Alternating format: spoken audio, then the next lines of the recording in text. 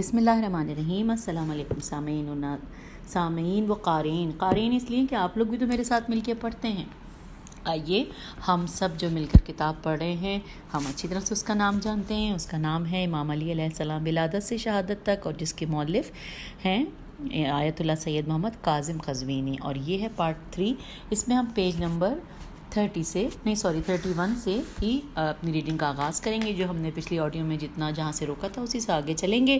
اور بسم اللہ کرتے ہیں جی۔ آپ لوگ بھی درود پڑھ لیجیے، اور میں نے بھی درود پڑھ لیا تھا آغاز میں۔ آئیے جی، پچھلی آڈیو میں جب ہم نے ریڈنگ کی تھی وہاں پر یہ سب جو پڑھا تھا، میں اس کی 2-3 چیزیں ریپیٹ کرتی ہوں۔ یہاں لکھا یہ ہے کہ 2 سوال اور ان کے جوابات۔ لکھا ہے کہ اس مقام پر ان کے 2 سوال پیدا ہوتے ہیں۔ امیر المومنین علیہ السلام نے 3 دن کی عمر میں کس طرح کلام کیا، اور دوسرا انہوں نے پیدائش کے بعد قرآن کیسے پڑھا، جبکہ اس وقت تک تو نبی اکرم صلی اللہ علیہ وآلہ وسلم پر نزول قرآن کا سلسلہ شروع ہی نہیں ہوا تھا۔ یہاں تک ہم نے پڑھا تھا، اور میں نے کہا تھا کہ اس کے جوابات ہم اگلی آڈیو میں پڑھیں گے، تو ہم اس اگلی آڈیو میں آ گئے ہیں۔ چلیے مل کے پڑھتے ہیں۔ لکھا ہے پہلے سوال کا جواب یہ ہے کہ حضرت علیہ السلام کا 3 دن کی عمر میں کلام کرنا کوئی انوکھی بات نہیں ہے۔ قرآن کریم نے بیان کیا ہے کہ جب حضرت مریم سلام اللہ علیہ اپنے فرزند حضرت عیسیٰ علیہ السلام کو لے کر قوم کے پاس آئیں، تو لوگوں نے بی بی پر اعتراض کیا اور کہا کہ اے خواہر ہارون، تیرا والد برا تھا اور نہ ہی تیری ماں بدکار تھی، تو پھر تو کنواری ہو کر ماں کیسے بن گئی؟ تو پھر بتول بی بی نے خود کلام نہیں کیا تھا، انہوں نے اپنے فرزند حضرت عیسیٰ علیہ السلام کی طرف اشارہ کیا تھا۔ یہودی کہنے لگے کہ ہم پنگوڑے یعنی جو میرے خیال جھولا ہوتا ہے، اس میں لیٹے ہوئے ایک معصوم بچے سے کیوں کر کلام کریں۔ ہم آ گئے پیج 32 پر۔ تو قرآن کریم کیوں کر کلام کریں، قرآن کریم بیان کرتا ہے کہ اس وقت حضرت عیسیٰ علیہ السلام نے پوری تقریر کی اور ارشاد فرمایا۔ سورہ مریم کی آیت نمبر 30 کا یہاں پہ حصہ لکھا ہوا ہے کہ میں اللہ کا بندہ ہوں اور اس نے مجھے کتاب دی ہے اور مجھے نبی بنایا ہے۔ آگے چلتے لکھا ہے اگر حضرت عیسیٰ علیہ السلام پنگوڑے میں کلام کر سکتے ہیں تو حضرت علی علیہ السلام 3 دن کی عمر میں کلام کیوں نہیں کر سکتے؟ پھر حضرت عیسیٰ علیہ السلام نے اس لیے کلام کیا تھا کہ وہ نبی تھے، اور حضرت علی علیہ السلام اس لیے کلام انہوں نے کیا تھا کہ آپ نبی صلی اللہ علیہ وآلہ وسلم کے خلیفہ اور وصی تھے۔ آپ علیہ السلام کی گفتگو قدرت خداوندی کی شاہد تھی، اور خدا ہر چیز پر قادر ہے۔ دوسرے سوال کا جواب یہ ہے کہ اللہ تعالیٰ نے فرمایا کہ انورٹڈ کاما میں یہ ترجمہ ہے، جبکہ انا انزلناہ فی لیلۃ القدر، کہ ہم نے قرآن کو شب قدر میں نازل کیا، جبکہ یہ بھی حقیقت ہے کہ قرآن کریم نبی اکرم صلی اللہ علیہ وآلہ وسلم پر موقع محل کے مطابق 23 برس تک نازل ہوتا رہا۔ قرآن کے نزول کے 2 مرحلے ہیں، ایک مرحلے کو انزال الف نون ز الف لام انزال، اور دوسرے مرحلے کو تنزیل سے تعبیر کیا گیا ہے۔ انزال کسی چیز کے یک بارگی نزول کو کہا جاتا ہے، اور تنزیل رفتہ رفتہ نزول کو کہا جاتا ہے، جبکہ سورہ قدر میں لفظ انزلنا ہے جو کہ انزال سے مشتق ہے، جس کے معنی یک بارگی نازل کرنا ہے۔ اہل بیت علیہ السلام نے اس مشکل کو یوں حل فرمایا کہ خدا نے قرآن کو آسمان دنیا پر یک بارگی نازل کیا تھا۔ یہ مرحلہ انزال کا مرحلہ ہے۔ پھر موقع محل کے مطابق ٹکڑے ٹکڑے کر کے اسے نازل کیا، یہ تنزیل کا مرحلہ ہے۔ اس سے معلوم ہوا کہ حضرت صلی اللہ علیہ وآلہ وسلم کے اعلان نبوت سے پہلے قرآن آسمان دنیا پر اتارا جا چکا تھا۔ پھر خدا نے جس بچے کی ولادت کے لیے خانہ کعبہ کا انتخاب کیا، اگر اس پر قرآن کی کچھ آیات کا الہام کر دیا ہو تو پھر اس میں تعجب کیسا؟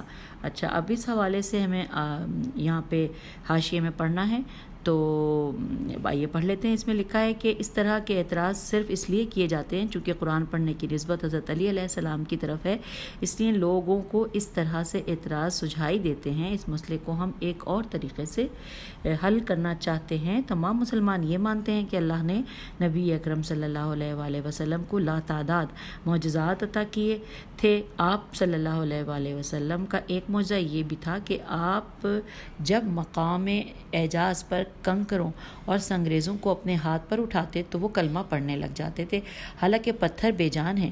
یہ نبی اکرم صلی اللہ علیہ وآلہ وسلم کے ہاتھ کا معجزہ ہے کہ وہ آپ کے ہاتھ پر پہنچ کر بولنے لگ جاتے تھے اور کلمہ پڑھتے تھے۔ جس نبی صلی اللہ علیہ وآلہ وسلم کے ہاتھ کا یہ کمال ہو کہ بے جان پتھر بھی بولنے لگ جائیں، اب اگر اس نبی صلی اللہ علیہ وآلہ وسلم کے ہاتھ پر جاندار علی علیہ السلام قرآن پڑھنے لگیں تو اس میں تعجب کیوں ہے اور حیرانگی کی کیا بات ہے؟ یہ ہم نے حاشیے میں پڑھ لیا. اب صفحہ نمبر 33 پر ہی ہم یہ سب کچھ پڑھ رہے تھے. اب اس میں دوبارہ ہم وہیں پہ آ گئے ہیں جہاں سے ہم حاشیے پہ آئے تھے. لکھا ہے کہ آپ علیہ السلام کی ولادت 13 رجب کو ہوئی اور عام الفیل کا 30واں برس تھا. ایک قول ضعیف یہ بھی ہے کہ آپ کی ولادت اس سے پہلے ہوئی تھی. آئیے اب ہم پیج نمبر 34 پہ آ گئے ہیں اور یہاں پر اگلی ہیڈنگ ہے جو بڑی بڑی ہے، یعنی کہ نیا چیپٹر شروع ہو رہا ہے. یہاں پہ لکھا ہے مسلم اول شاہ مرداں علی علیہ السلام. لکھا ہے آج کی شب ہمارا عنوان ہے حضرت علی علیہ السلام کی تربیت کس نے کی اور کس انداز میں کی. تاریخ اسلام بیان کرتی ہے کہ حضرت علی علیہ السلام کی تربیت رسول اکرم صلی اللہ علیہ وآلہ وسلم کے زیر سایہ ہوئی تھی. خدا جانے کائنات کے عظیم مربی نے اپنے بھائی کی تربیت کیسے کی تھی اور لائق و فائق بھائی نے اس تربیت سے کیا کچھ حاصل کیا تھا. ہمارے پاس اس کے لیے مناسب الفاظ موجود نہیں ہیں. آئیے اس داستان کو خود امیر المومنین کی زبانی سماعت فرماتے ہیں. حضرت علی علیہ السلام کی تربیت کی کہانی خود ان کی زبانی. یہ ہیڈنگ آ گئی. اس کے بعد لکھا ہے کہ آپ علیہ السلام نے اپنے مشہور خطبہ قاسیہ قاف الف صاد عین ہے خطبہ قاسیہ میں اپنی تربیت کی کہانی کو یوں بیان فرمایا. سامعین اب یہ عربی میں ہے لیکن ساتھ ساتھ ترجمہ ہے. ہم ترجمہ پڑھ رہے ہیں پیج 35 پر. انورٹڈ کاما. مولا فرما رہے ہیں کہ میں نے تو بچپن ہی میں عرب کا سینہ پیوند زمین کر دیا تھا اور قبیلہ ربیہ و میم زوادرے کے ابھرے ہوئے سینگوں کو توڑ دیا تھا. تم جانتے ہی ہو کہ رسول اللہ صلی اللہ علیہ وآلہ وسلم سے قریب کی عزیزداری اور مخصوص قدر و منزلت کی وجہ سے میرا مقام ان کے نزدیک کیا تھا. میں ابھی بچہ ہی تھا کہ رسول اکرم صلی اللہ علیہ وآلہ وسلم نے مجھے گود میں لے لیا تھا. آپ مجھے اپنے سینے سے چمٹائے رکھتے تھے, بستر میں اپنے پہلو میں جگہ دیتے تھے, اپنے جسم مبارک کو مجھ سے مس کیا کرتے تھے اور اپنی خوشبو مجھے سنگھاتے تھے.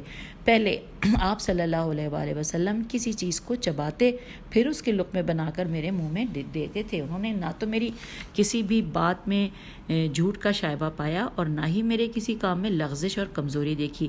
اللہ نے آپ صلی اللہ علیہ وآلہ وسلم کی دودھ بڑھائی کے وقت سے ہی فرشتوں میں سے ایک عظیم المرتبت ملک یعنی روح القدس کو آپ صلی اللہ علیہ وآلہ وسلم کے ساتھ لگا دیا تھا, جو انہیں شب و روز بزرگ خصلتوں اور پاکیزہ سیرتوں کی راہ پر چلتا تھا اور میں ان کے پیچھے پیچھے یوں لگا رہتا تھا جیسے اونٹنی کا بچہ اپنی ماں کے پیچھے.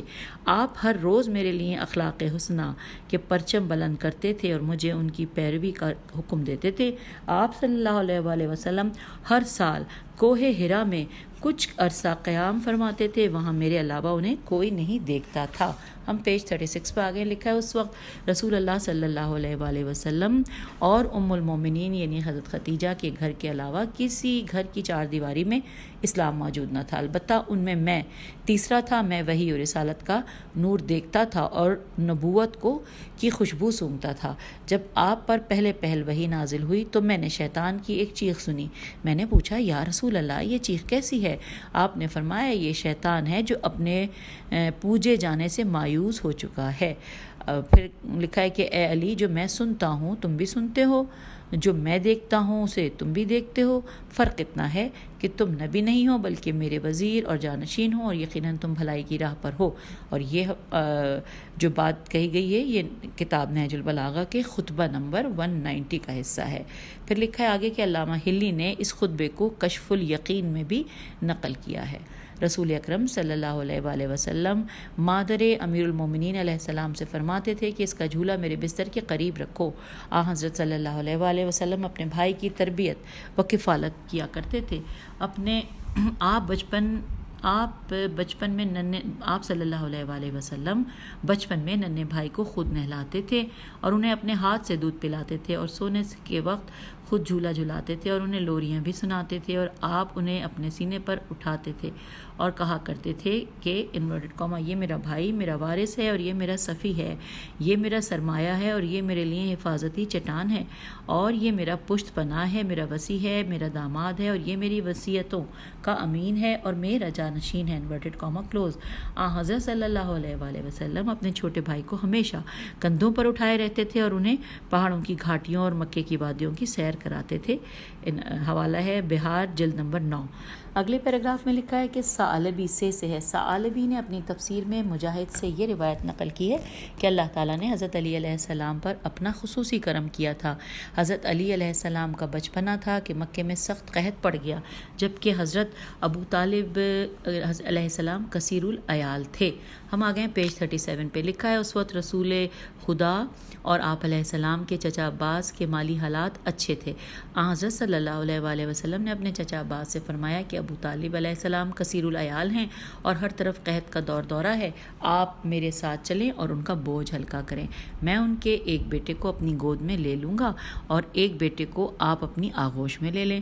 عباس نے کہا کہ یہ تجویز مناسب ہے. چنانچہ دونوں حضرت ابو طالب علیہ السلام کے پاس آئے اور ان سے کہا کہ جب تک حالات بہتر نہیں ہوتے تب تک ہم آپ کا بوجھ ہلکا کرتے ہیں. حضرت ابو طالب علیہ السلام نے کہا کہ آپ صلی اللہ علیہ وآلہ وسلم عقیل علیہ السلام کو میرے پاس رہنے دو، اس کے علاوہ آپ جو چاہیں فیصلہ کریں. رسول اکرم صلی اللہ علیہ وآلہ وسلم نے حضرت علی علیہ السلام کا بازو تھاما اور انہیں سینے سے لگا لیا، اور حضرت عباس رضی اللہ نے جناب جعفر کو سینے سے لگا لیا.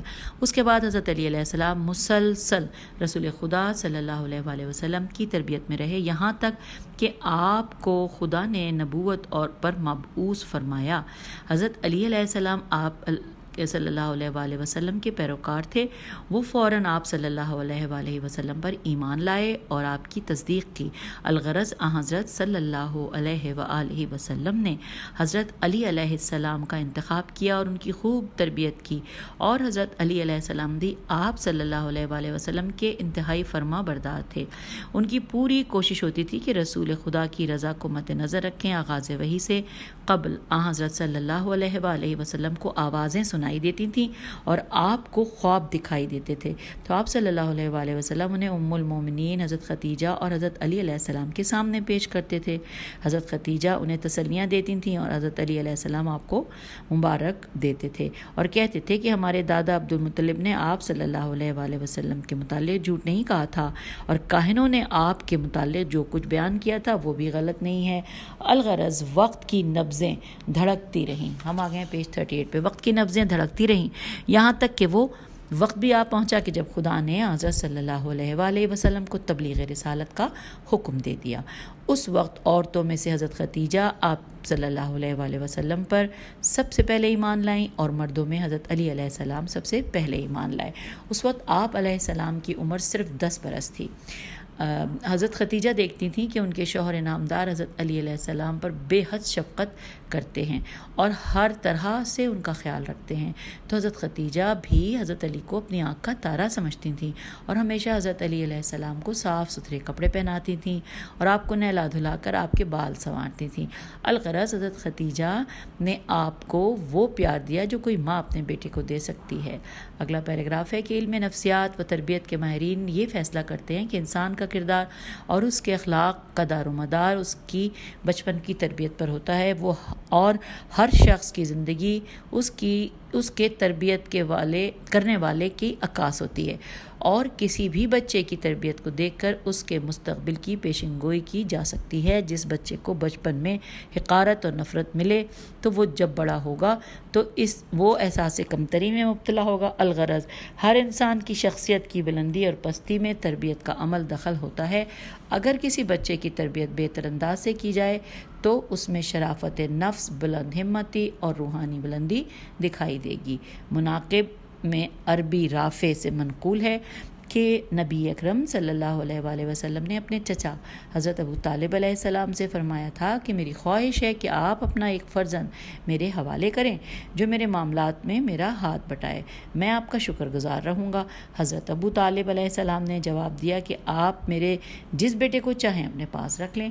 تو رسول خدا صلی اللہ علیہ وآلہ وسلم نے حضرت علی علیہ السلام کا انتخاب کیا. چنانچہ حضرت علی علیہ السلام منبع نبوت سے سیراب ہوئے اور ان کی زندگی کے شجر کی رسول خدا صلی اللہ علیہ وآلہ وسلم نے آبیاری کی تھی.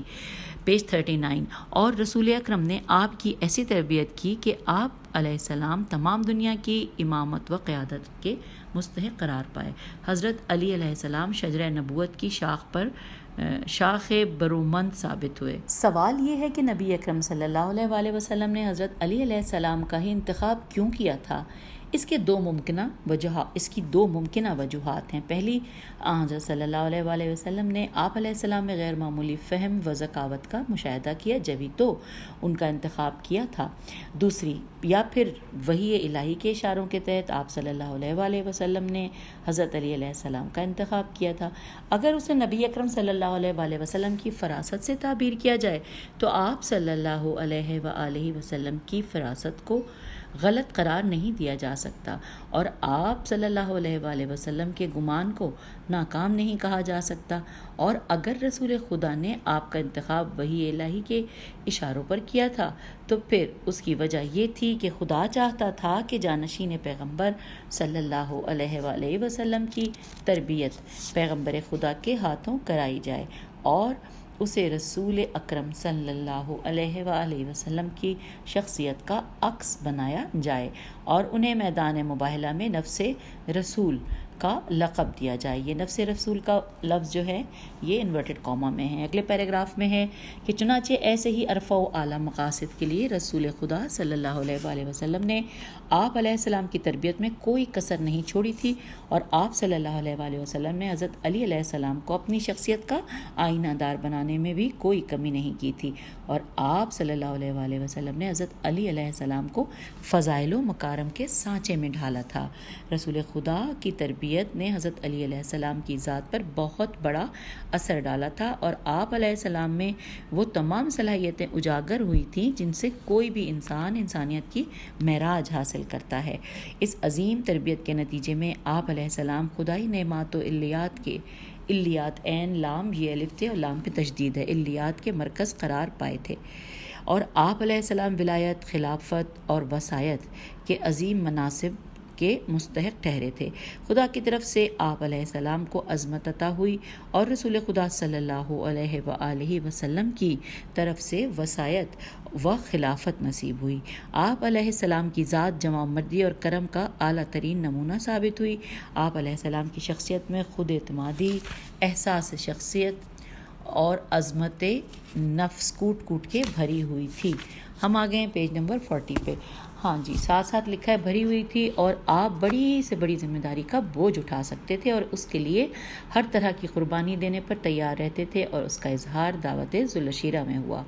اچھا، اب سامعین اگلی ہیڈنگ ہے دعوت ذوالعشیرہ۔ آئیے جانتے ہیں۔ لکھا ہے امالی شیخ میں ابن عباس نے حضرت علی علیہ السلام سے روایت کی ہے کہ آپ کا بیان ہے کہ جب اللہ تعالیٰ نے اپنے رسول صلی اللہ علیہ وآلہ وسلم پر وَأَنذِرْ عَشِيرَتَكَ الْأَقْرَبِينَ، یعنی آپ اپنے قرابت داروں کو ہوشیار کریں کی آیت مجیدہ نازل ہوئی تو حضرت نے مجھے فرمایا انورٹڈ کاما کہ مجھے خدا کی طرف سے حکم ملا ہے کہ آپ اپنے قرابت داروں کو دعوت اسلام دیں۔ مجھے حکم پروردگار پر عمل کرنا ہے، اگرچہ میں یہ بھی جانتا ہوں کہ ان کی طرف سے مجھے پذیرائی نہیں ملے گی۔ آپ علیہ السلام ایک سالے آٹے کی روٹیاں پکوائیں اور بکری کی ران کا سالن تیار کرائیں اور ایک پیالہ دودھ کا مہیا کریں، پھر عبد المطلب کی تمام اولاد کو دعوت تام دیں تاکہ میں ان تک خدا کا پیغام پہنچاؤں۔ Inverted comma close. آگے چلتے ہیں۔ لکھا ہے میں نے علی قدر کے فرمان پر عمل کیا اور رشتہ داروں کو دعوت دی۔ 40 کے لگ بھگ افراد جمع ہوئے، ان میں ابو طالب علیہ السلام، حمزہ علیہ السلام، عباس رضی اللہ اور ابو لہب بھی شامل تھے۔ دسترخوان بچھایا گیا، میں طعام لے آیا۔ رسول اکرم صلی اللہ علیہ وسلم نے دیگچی میں سے ایک بوٹی نکالی اور دانتوں سے چبا کر اسے برتن میں ڈال دیا۔ پھر آپ صلی اللہ علیہ وآلہ وسلم نے فرمایا کہ خدا کا نام لے کر کھانا تناول فرمائیں۔ ہر شخص نے جی بھر کر کھانا کھایا اور ہر شخص اچھی طرح سے سیر ہوا، جبکہ تھال میں پڑا ہوا کھانا ویسے کا ویسا بچا ہوا تھا۔ اس پر لوگوں کے انگلیوں کے نشانات تھے۔ اس ذات کی قسم جس کے قبضہ قدرت میں علی علیہ السلام کی جان ہے کہ جو کھانا تیار کیا گیا تھا وہ صرف ایک آدمی کے لیے کافی ہو سکتا تھا۔ بعد ازاں میں دودھ کا پیالہ لایا، سب نے باری باری جی بھر کر دودھ پیا اور سب کے سب خوب سیراب ہوئے۔ پیج 41۔ اس کے بعد رسول خدا صلی اللہ علیہ وآلہ وسلم نے اس مجمع کو خطاب کرنے کا ارادہ کیا تو ابو لہب نے سبقت کرتے ہوئے کہا کہ تمہارے ساتھی نے تم پر جادو کر دیا ہے۔ یہ سننا تھا کہ حاضرین اٹھ کر چلے گئے اور حبیب خدا گفتگو نہ کر سکے۔ دوسرے دن رسول خدا نے مجھ سے فرمایا کہ کل اس شخص نے پہل کی تھی اور مجھے بولنے کا موقع نہیں دیا تھا اور لوگ اٹھ کر چلے گئے تھے۔ آج پھر کل کی طرح دعوت کا اہتمام کرو اور لوگوں کو دوبارہ دعوت دو۔ چنانچہ میں نے آپ صلی اللہ علیہ وآلہ وسلم کے حکم کی تعمیل کی، کھانا تیار ہو گیا اور کھانے والے بھی پہنچ گئے۔ حضور اکرم صلی اللہ علیہ وآلہ وسلم نے آج بھی کل کے عمل کو دہرایا۔ سب اچھی طرح سے سیر و سیراب ہوئے۔ پھر حضرت نے گفتگو کی اور فرمایا انورٹڈ کاما کہ اے اولاد عبد المطلب، میں پورے عرب میں کسی ایسے جوان کو نہیں جانتا جو اپنی قوم کے پاس ایسا پیغام لایا ہو جو میرے کلام سے افضل ہو۔ میں تمہارے لیے دنیا اور آخرت کی سعادت اور بھلائی کا پیغام لایا ہوں۔ اللہ تعالیٰ نے مجھے حکم دیا ہے کہ میں تمہیں اس کی دعوت دوں۔ تم میں سے کون ہے جو مجھ پر ایمان لائے اور میرے معاملات میں میری مدد کرے؟ جو کوئی ایسا کرے گا تو وہ میرا بھائی، میرا وصی، میرا وزیر اور میرے بعد میرے اہل میں میرا جانشین ہوگا۔ یہاں پر انورٹڈ کاما کلوز ہو گیا۔ آگے لکھا ہے حضرت علی علیہ السلام کا بیان ہے کہ یہ اعلان سن کر تمام افراد نے خاموشی اختیار کی۔ اس وقت میں اٹھا۔ میں سن و سال کے اعتبار سے سب سے چھوٹا تھا اور آشوب چشم میں مبتلا تھا اور میری پنڈلیاں کمزور تھیں۔ میں نے کہا اے اللہ کے نبی، میں حاضر ہوں۔ اللہ نے آپ کو جو پیغام دے کر مبعوث کیا ہے اس میں آپ کا وزیر رہوں گا۔ نبی اکرم صلی اللہ علیہ وآلہ وسلم نے میرا ہاتھ پکڑا اور فرمایا انورٹڈ کاما کہ یقیناً یہ میرا بھائی، میرا وصی، میرا وزیر اور تمہارے درمیان میرا خلیفہ ہے۔ تم لوگ اس کا فرمان سنو اور اطاعت بجا لاؤ۔ Inverted comma close. ہم آ گئے ہیں پیج 42 پہ۔ لوگ ہنستے ہوئے اٹھ کھڑے ہوئے اور انہوں نے حضرت ابو طالب سے کہا کہ تجھے محمد صلی اللہ علیہ وآلہ وسلم نے حکم دیا ہے کہ اپنے بیٹے کا فرمان سنو اور اس کی اطاعت بجا لاؤ۔ ایک اور روایت میں یہ الفاظ وارد ہوئے ہیں کہ حضرت صلی اللہ علیہ وآلہ وسلم نے فرمایا کہ تم میں سے کسی کو میری مدد کے لیے کھڑا ہونا چاہیے۔ اگر تم میں سے کوئی کھڑا نہ ہوا تو پھر کوئی تمہارا غیر ضرور کھڑا ہوگا، پھر تم پچھتاؤ گے۔ آپ صلی اللہ علیہ وآلہ وسلم نے 3 مرتبہ یہ کلمات دہرائے۔ حضرت علی علیہ السلام اٹھے اور انہوں نے بیعت کی۔ پھر نبی اکرم صلی اللہ علیہ وآلہ وسلم نے ان سے فرمایا کہ یا علی میرے قریب آؤ۔ حضرت علی علیہ السلام حضور سرور کائنات کے قریب ہوئے۔ انہوں نے منہ کھولا۔ نبی اکرم صلی اللہ علیہ وآلہ وسلم نے ان کے منہ میں اپنا لعاب دہن ڈالا اور ان کے کندھوں اور سینے کے درمیان لعاب دہن ڈالا۔ ابو لہب نے کہا تم نے تو اپنے ابن ام سے انتہائی برا سلوک کیا ہے۔ اس نے تیری بات قبول کی اور تو نے اس کے چہرے اور منہ کو تھوک سے بھر دیا۔ نبی اکرم صلی اللہ علیہ وآلہ وسلم نے فرمایا کہ میں نے اسے علم و فہم اور حکمت و دانائی سے بھرا ہے۔ یہاں پر حوالہ ہے بہار جلد نمبر 9۔ اب اگلی ہیڈنگ نظر آ رہی ہے کہ مامون عباسی کا مناظرہ۔ آئیے ہم مل کر پڑھتے ہیں۔ لکھا ہے بادشاہ مامون اور رشید نے سبقت اسلام کے عنوان پر فقہائے اہل سنت سے ایک یادگار مناظرہ کیا تھا۔ ہم بقدر ضرورت اس کے چند اقتباسات نقل کرتے ہیں۔ مامون: اسحاق یہ بتاؤ کہ جس دن اللہ نے اپنے نبی کو مبعوث کیا تھا اس دن سب سے افضل عمل کیا تھا؟ اسحاق: کلمہ شہادت کا اخلاص۔ مامون: کیا تم نے یہ کہنا چاہتے ہو کہ اس دن سبقت اسلام افضل ترین عمل تھا؟ اسحاق: جی ہاں، میری مراد یہی ہے۔ مامون: قرآن کریم نے بھی اس کی تصدیق کی ہے۔ اللہ تعالیٰ نے فرمایا انورٹڈ کاما میں کہ سبقت حاصل کرنے والے ہی مقرب بارگاہ ہیں۔ ہم آگے ہیں پیج 43 پہ۔ اب آگے لکھا ہے کہ آپ بتائیں کہ کیا کسی نے علی علیہ السلام سے پہلے اسلام قبول کرنے میں سبقت حاصل کی ہے؟ اسحاق: امیر المومنین علی علیہ السلام علی اسلام لائے تو وہ کم سن بچے تھے اور وہ اسلام لانے کے مکلف ہی نہ تھے، جبکہ ابو بکر نے اس وقت اسلام قبول کیا جبکہ وہ سن و سال کے لحاظ سے کامل تھے اور وہ شریعت کے مکلف تھے۔ مامون: مجھے یہ بتائیں کہ ان دونوں میں سے اسلام قبول کرنے میں سبقت کس نے حاصل کی؟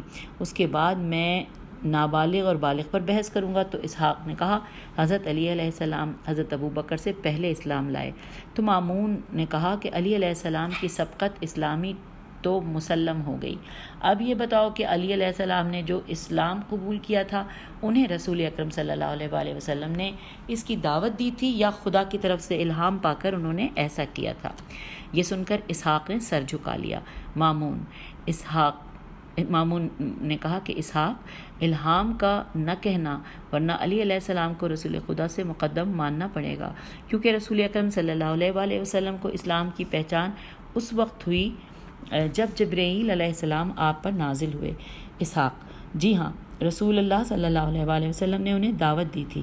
مامون: اچھا یہ بتاؤ کہ جب رسول اللہ صلی اللہ علیہ وآلہ وسلم نے علی علیہ السلام کو دعوت دی تو اللہ کے حکم سے دعوت دی تھی یا ازراہ تکلف انہوں نے ایسا کیا تھا؟ اسحاق سر جھکا کر بیٹھ گئے۔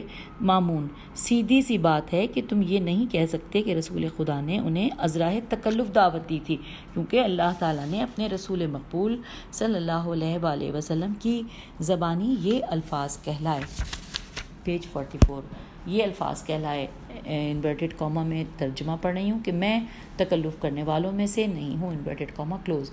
اب آگے چلتے ہیں، لکھا ہے اسحاق: جی ہاں، امیر المومنین نبی اکرم صلی اللہ علیہ وآلہ وسلم نے خدا کے حکم سے انہیں دعوت دی تھی۔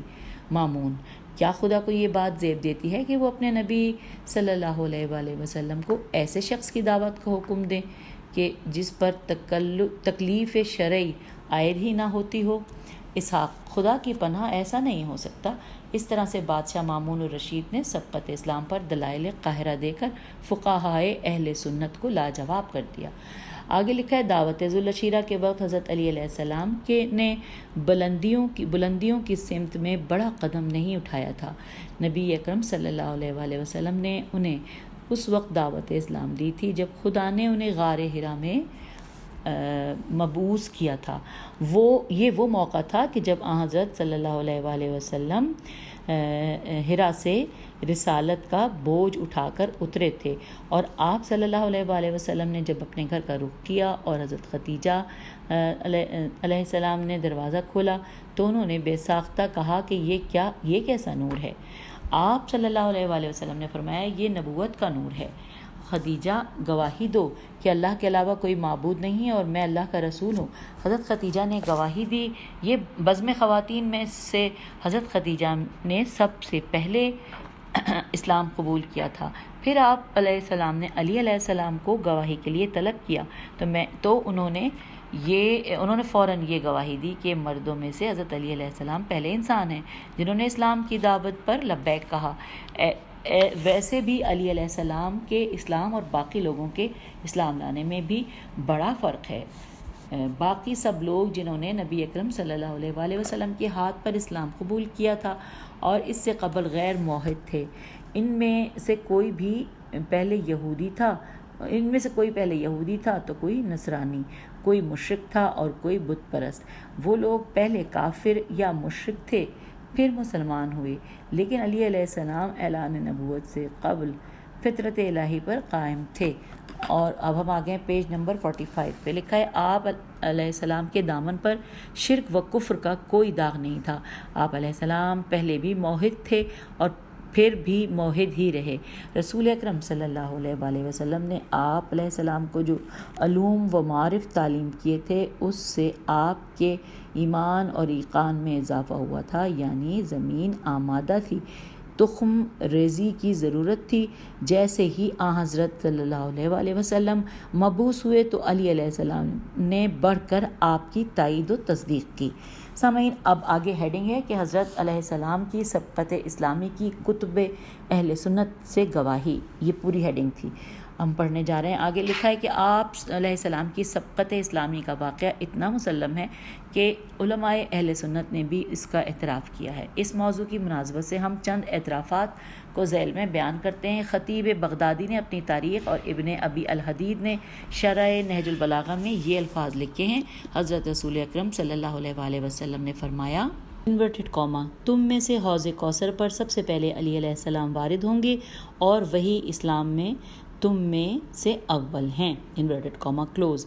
پھر نبی اعظم صلی اللہ علیہ وآلہ وسلم نے حضرت علی علیہ السلام کا ہاتھ پکڑ کر فرمایا انورٹڈ کوما، بے شک یہ وہ ہے جو سب سے پہلے مجھ پر ایمان لایا اور یہی قیامت کے دن سب سے پہلے مجھے مصافحہ کرے گا اور یہی صدیق اکبر ہے انورٹڈ کوما کلوز۔ پھر لکھا ہے کہ حضور سرور کائنات نے ارشاد فرمایا انورٹڈ کوما، ملائکہ میرے اور علی علیہ السلام پر 7 برس تک درود بھیجتے رہے، کیونکہ ہم اس عرصے میں نماز پڑھتے تھے اور ہمارے علاوہ کوئی اور نماز نہیں پڑھتا تھا، انورٹڈ کوما کلوز۔ ہم آ گئے پیج 46 پر، لکھا ہے حضرت علی علیہ السلام نے فرمایا ترجمہ انورٹڈ کوما، میں اللہ کا بندہ ہوں اور رسول اللہ صلی اللہ علیہ وآلہ وسلم کا بھائی ہوں، میں صدیق اکبر ہوں، اور میرے بعد جو بھی صدیق اکبر کا دعویٰ کرے گا وہ جھوٹا ہے اور افترا پرداز ہوگا۔ میں نے لوگوں کے سے 7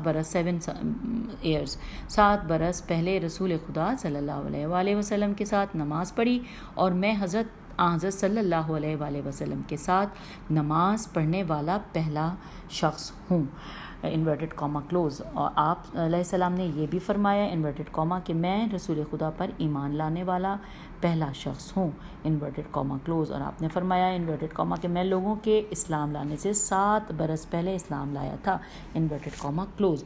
اور آپ نے فرمایا کہ آپ علیہ السلام نے یہ بھی فرمایا ترجمہ کہ پروردگار اس امت میں سے میں کسی کو نہیں جانتا جس نے تیرے نبی صلی اللہ علیہ وآلہ وسلم کے علاوہ مجھ سے پہلے تیری عبادت کی ہو، انورٹڈ کوما کلوز۔ اور اس جملے کو آپ نے 3 مرتبہ دہرایا اور پھر کہا کہ میں نے لوگوں سے پہلے نماز پڑھی ہے۔ اور آپ نے فرمایا انورٹڈ کوما میں کہ رسول اکرم صلی اللہ علیہ وآلہ وسلم سوموار کے دن مبعوث ہوئے تھے اور میں منگل کے دن اسلام لایا تھا۔ اور آپ نے اپنی سبقت اسلامی کو ان اشعار میں فرمایا، اشعار کا یہ ترجمہ ہے کہ انورٹڈ کوما میں کہ میں نے تم سب سے پہلے اسلام قبول کرنے میں سبقت حاصل کی ہے، اس وقت میں بچہ تھا اور حد بلوغت پر بھی نہیں پہنچا تھا، انورٹڈ کوما کلوز۔ اور آپ نے اس کے بعد بھی چند اشعار پڑھے جو ہم انشاءاللہ اگلی آڈیو میں مل کر پڑھیں گے۔ تو اجازت دیجیے، خدا حافظ، فی امان اللہ۔